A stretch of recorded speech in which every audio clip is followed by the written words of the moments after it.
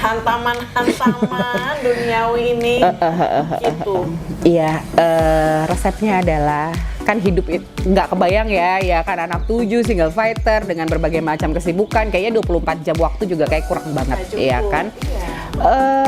Tips-tipsnya sebenarnya ya itu tadi Mbak, ya kan. Satu, saya jaga kesehatan tubuh karena kita untuk bagaimana kita bisa menjaga mental kita sehat kalau tubuh kita aja kita nggak sehat gitu kan. Jadi saya upayakan nggak mahal juga sih sebenarnya untuk kita bisa sehat. Jadi pagi-pagi itu saya kalau bangun tidur saya pasti minum air putih 300 ml.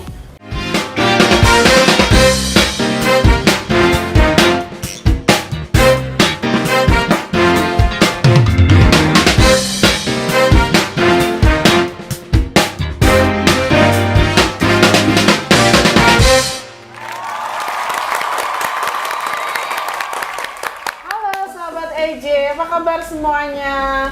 Semoga hari ini selalu dalam keadaan sehat dan penuh sukacita. Ketemu lagi dengan saya Tias Bintang di EJ Talk, Wanita dan Ceritanya. Pada episode kali ini kita akan sharing, berbagi kisah dengan seorang wanita tangguh, ibu rumah tangga tapi juga bekerja. Yang spesial pada kesempatan kali ini adalah beliau seorang ibu rumah tangga, pekerja dan juga mengurus anaknya sendiri. Udah hadir bersama saya di sini Mbak yang cantik sekali, Mbak Pusba. Halo. Halo Mbak Tias. Alhamdulillah baik. Senang, makasih ya waktunya udah mau main ke sini. Iya, sama-sama. Kita akan sharing, ngobrol, ya kan? Boleh juga nanti bagi-bagi tips lah ngurus anak. Boleh banget. Kenalan dulu dong sama sahabat AJ. Halo sahabat AJ, saya Pusba Liandini. Sekarang profesi saya sebagai saya berkarir di saya bekerja juga dan saya ada mengerjakan beberapa bisnis dan tugas yang paling mulia yaitu menyelesaikan sebagai ibu rumah tangga. Ibu rumah tangga. Putra-putrinya berapa banyak? Putra-putrinya kebetulan dikaruniai hampir setengah lusin lebih ya Mbak. Iya, putra-putri saya kebetulan bersyukur ya saya dipercayai untuk mengurus 7 putra-putri saya yang tercinta di rumah. Menarik sekali karena diurus sendiri ya Mbak? Iya, tapi dibantu asistensi. Iya, pastinya untuk rumah tangga lah ya. Iya, tapi kalau fokus sendiri. Gimana repotnya? Repot, cuman semua wanita Lika-liku yang mempunyai anak kan punya kerepotan sendiri. Bener banget. Menariknya 7-7-nya diasuh sendiri. Gimana caranya? Iya, sedangkan dokter saya aja itu sampai dia yang bingung, dia yang pusing gitu kan. Wah, luar biasa ya gitu kan anaknya 7. Sekarang teman saya kalau lagi cerita-cerita paling banyak kayaknya 2 deh. 1, 2, 3 karena kita udah ada program KB ya Mbak ya. Sebentar lagi kayaknya saya bakal diusut deh. Kok banyak banget gitu ya.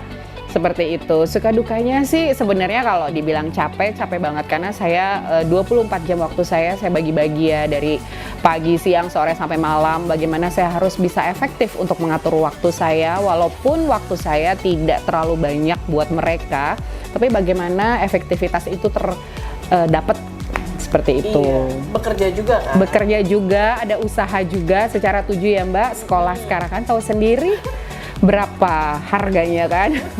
Seperti itu. Oke, yang paling pernah nggak mengalami situasi di mana sesuatu tuh yang nggak bisa kita kontrol sendiri, terutama untuk hal anak-anak ya? Ada nggak gitu ceritanya? Ada banget. Jadi itu kondisi ceritanya tuh waktu yang Lebaran kemarin sih. Iya kan, baru banget. Jadi kalau Lebaran itu kan asisten rumah tangga kan tahu sendiri ya pada mudik dan pulang kampung. Kalau misalkan kita bicara infal sekarang astagfirullahalazim, ya kan? Lumayan harganya seperti itu. Jadi gimana caranya untuk saya bisa kebetulan saya kan ada usaha ya gitu kan, kembali lagi ke time management itu. Jadi saya mau nggak mau saya harus bicara sama yang sudah besar-besar ya kan. Jadi yang besar itu ada 17 tahun, ada 15 tahun, ada yang 10 tahun ya kan. Jadi saya berbagi tugas sama mereka dan saya kasih pengertian buat mereka dan bersyukur saya ada usaha di bidang parenting sih. Jadi komunikasi saya dengan mereka, bagaimana cara saya untuk bisa kasih pengertian buat mereka seperti itu. Jadi tidak memaksa, ya kan? Karena anak-anak itu kan kalau misalkan kita sebagai orang tua terkadang kita egois ya, pengennya dimengerti gitu. Tapi kalau sekarang itu kebalik, anak-anak zaman sekarang. Anak-anak zaman sekarang kan mereka kalau kita kan kalau zaman dulu harus ngerti orang tua ya. Jadi saklek A ya A, B ya B. Kalau sekarang nggak bisa gitu. Apalagi mereka sudah remaja, itu nggak bisa banget. Jadi kita yang harus lebih bisa komunikasi ke mereka kayak gitu. Karena mental anak-anak sekarang tuh jauh banget berbeda dengan zamannya saya kayak gitu. Beda ya, udah ya. Generasinya beda banget. Gaya hidupnya beda ya kan, di sekolah bener, apalagi sosial media sekarang kan kita nggak bisa, iya kita nggak bisa terlalu kontrol apa yang dia lihat. Itu kalau udah remaja kita udah nggak bisa kontrol banget gitu kan, karena apalagi anak laki-laki ya, kita nggak bisa kasih satu hal yang baku gitu, yang saklek itu nggak bisa banget. Jadi bagaimana pendekatan saya ke dia, dan saya cuma bisa kontrol hal-hal yang memang wajib yang harus kamu lakukan, ya kan. Ajaran yang saya tanamkan untuk mereka adalah ilmu ketuhanan nomor 1. Yang penting itu ya. Yang penting itu. Supaya kalau terjadi apa-apa tuh anak-anak selalu ingat gitu loh. Kita harus kembalinya pertama ke agamanya sendiri, kedua ke orang tuanya. Betul sekali Mbak Tias. Komunikasinya gimana sih bisa sampai sebegitu baiknya gitu loh? Iya, kalau untuk komunikasi memang ini agak sedikit PR ya, gitu kan. Kita karena kan beda-beda ya, jarak beda-beda fase, beda-beda masa, beda-beda personal anak juga seperti itu kan. Dan itu kembali lagi sih, saya bersyukur gitu kan. Kebetulan saya di bidang saya ada usaha di bidang seperti psikologi, ya kan. Jadi saya bisa tahu psikologi anak. Iya, jadi kalau saya lewat analisa sidik jari ya, jadi tahu personality mereka, bakat mereka di mana, seperti itu. Jadi saya punya, jadi saya punya peta-peta buat mereka gitu. Jadi saya punya kayak buku panduan mereka. Jadi yang ini caranya begini, yang ini caranya seperti ini, cara berkomunikasi gitu. Kayak anak-anak ini kan misalnya dia tipenya visual, saya harus kasih contoh, ya kan. Yang satu lagi tipenya auditory, saya harus kasih banyak ngobrol, ya kan, pengertian dengan cerita, atau saya sering ajak bicara seperti itu, ya kan. Jadi memang beda-beda gitu. Kalau anak yang auditory kita samain sama anak yang nomor 2 misalnya yang visual, terus kita berpikir bahwa semuanya sama, itu nggak bisa kayak gitu. Iya, yang ada kita malah kasih label ke mereka. Kamu tuh nggak kayak adekmu, kamu tuh nggak kayak kakakmu. Aduh, itu bisa anak zaman sekarang kalau kita seperti itu. Aduh, itu kasihan banget gitu. Karena mereka akan ngerasa kok dibeda-bedain. Iya, riskan sebenarnya zaman sekarang untuk kita mengenal anak sih, ya kan. Yang satu punya pemikiran seperti ini, yang satu punya pemikiran seperti itu. Gimana caranya saya bisa adil kasih memberi kasih sayang untuk mereka semua, itu yang paling berat sebenarnya. Nah iya, memposisikan diri sebagai ibu untuk putra dan putri di tingkatan umur yang berbeda kan luar biasa ya Mbak. Iya, aku itu juga harus belajar kayaknya. Iya, itu juga saya kembali lagi, saya juga nggak tahu ya, mungkin itu anugerah dari Tuhan yang Maha Esa buat saya, karena saya kebetulan ibu tunggal juga. Ya kan, jadi bagaimana saya harus kasih, ya kan, tanggung jawab. Kerjaan laki-laki juga, ya kan, ketika di rumah kita harus melepas jubah kita, ya kan, kita melepas jubah kita untuk kita menjadi seorang ibu yang lemah lembut, penuh kasih sayang, apalagi umur-umur yang berbeda, kasih sayangnya beda-beda. Bagaimana saya harus mengatur ketujuh itu untuk memberikan porsi sesuai dengan kebutuhannya masing-masing.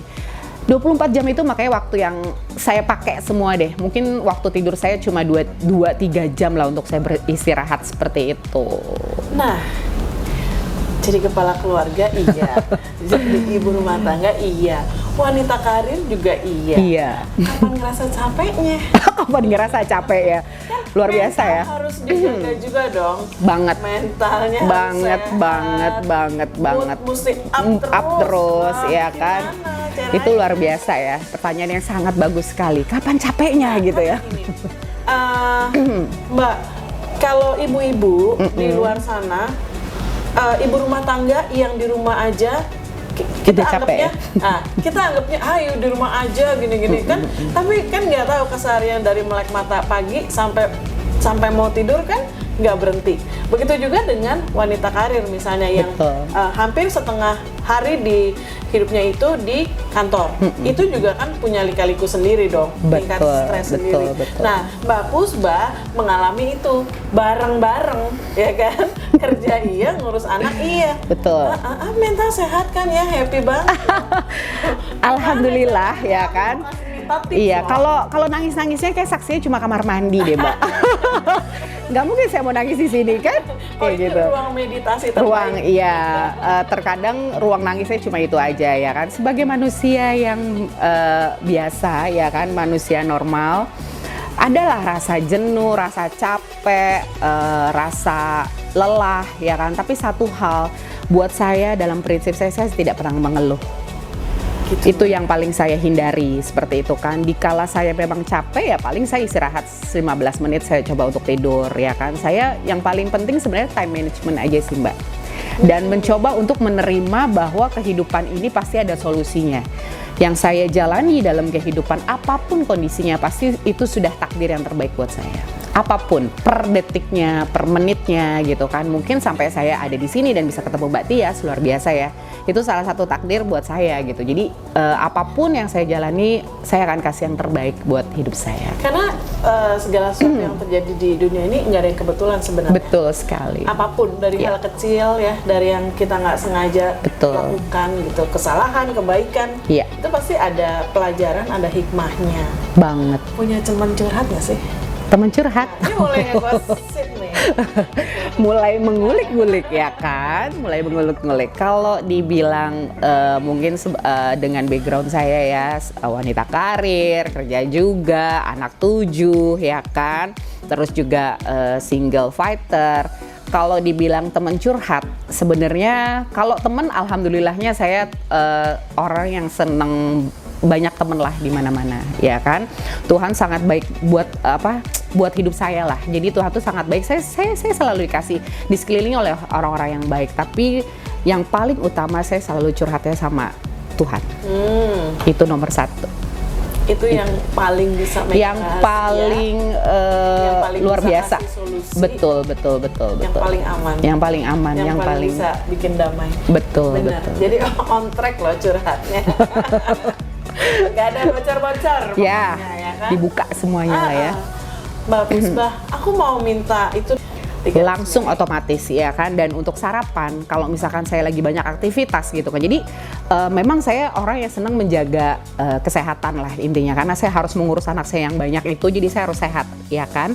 Jadi saya makan protein yang baik ya kan, terus jaga makan kayak gitu, karena bagaimana kita mau mental sehat kalau tubuh kita aja nggak sehat gitu kan. Kalau untuk menjaga mental sehat, saya nggak pernah dengerin orang di luar sana itu mau ngomong apa, saya nggak pernah. Prinsip saya adalah saya tidak bisa kontrol hal-hal yang di luar saya. Yang bisa saya kontrol adalah hal-hal yang di dalam saya, keluarga inti saya, itu aja. Iya, karena pasti dengan posisi dan keadaan, status Mbak Pusba sekarang pasti banyak lah ya. Kontroversial. Iya, kan yang ada banyak. Yang begini, begitu. Betul, gitu. Iya. Kalau didengerin semua itu bisa nggak tidur, bisa nggak keurus anak, bisa galau, bisa baper, obat-obat yang itulah pokoknya. Hobinya apa sih Mbak Pusba? Hobi saya itu sebenarnya makan. Oh, makan ya? bukan hobi itu ya. Iya kan. Saya hobinya sih olahraga sih, Pak. Oh gitu. Hobinya olahraga. Pantes ya, anak 7 loh badannya kayak gini. Yeay gitu ya. Hobinya olahraga, terus ya itu aja sih, saya semua olahraga. Luar biasa ya, menjaga banget. Menjaga keindahan sebagai wanita itu juga harus luar dan dalam. Oh iya, seperti Mbak Pusba ini. Ya kan? Tepat sekali. Untuk kesehatan dalam, kita ngopi dulu. Boleh. Bener loh, kopi Sahabat ini. EJ, kita ngopi ya. Enak nggak sih? Beneran ya? Enak banget, sumpah. Ini kopi asli dari racikan tangan saya sendiri. Wah, luar biasa. Penuh dengan cinta ya dibuatnya. pakainya dengan senyum. Jadi selama bikin senyum gitu. Senyum terus ya, Ada orang. jangan senyum-senyum sendiri tapi Mbak. Mbak Pusbah, tadi kalau aku dengar profesinya kayaknya profesi yang menarik ya. Baru pernah dengar atau memang tidak banyak yang melakukan itu di Indonesia? Saya punya satu usaha yaitu analisa sidik jari, talent spectrum, mungkin udah ada yang pernah kenal ya gitu. Jadi usaha saya itu adalah di mana kita namanya program penelusuran jati diri. Jadi pada dasarnya itu manusia itu lahir dalam keadaan fitrahnya, yang dimana fasenya setelah dia lahir itu kan ada proses menuju untuk kedepannya itu kebanyakan dari kita ingin menutup usia atau menutup diri kita dalam keadaan bahagia. Iya. Ketika manusia itu menemukan jati dirinya, prosesnya itu berjalannya akan lebih enak walaupun hidupnya roller coaster seperti itu. Jadi kita bisa punya pemetaan tentang diri kita seperti itu gitu. Kalau Seru. mau ngobrol lebih lanjut sama Mbak Pusbah bisa? Boleh, Boleh? boleh banget. Bisa ketemu di mana atau ada kantor atau ada wadahnya? Iya, kebetulan kantor ada di Cibubur ya. Kalau misalkan sekarang kan semenjak COVID jadi ada metode baru yaitu bisa dilakukan modelnya nanti kita ada tagging sidik jari ke 10 karena sidik jari ini beragam bentuknya ya kan, nanti bisa ada tipe-tipenya seperti apa, nanti kita di tagging sidik jarinya itu, dari situ bisa ketahuan semua tentang profil kita, bakatnya apa, bahkan kalau misalkan anak-anak mau sekolah di mana, kuliah di mana, bahkan kerjanya cocoknya apa. Oh gitu. Ya, bahkan kalau kita kalau udah seumuran gini ya Mbak, kita mau buka usaha, bagusnya usahanya apa sih? Seperti itu.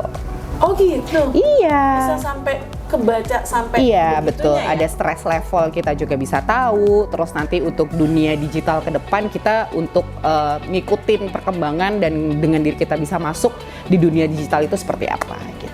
Wah, menarik sekali. Nanti untuk menghubungi Mbak Pusbah nanti bisa dibantu di akhir acara ya. Di akhir acara nanti ada informasinya detail ya. Boleh. Oke, menarik sekali Mbak. Terima kasih ya sudah hadir di sini. Sama-sama Mbak Tias. Ini berkualitas banget ngobrolnya karena selain dapat inspirasi, bisa juga dapat ilmu ya, karena tidak banyak wanita-wanita yang mempunyai ketahanan mental luar biasa menjalani semuanya seorang diri. Bener.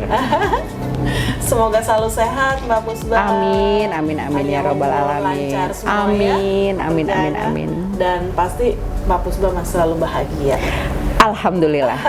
Selalu motonya harus bahagia. Oke.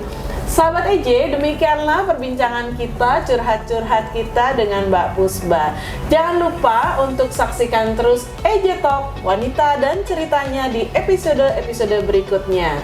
Wanita Indonesia, sahabat EJ semuanya, semoga selalu sehat, panjang umur, harus happy, harus bahagia. Karena bahagia kita yang tentukan, bukan orang lain. Tias Bintang pamit, hold your happiness.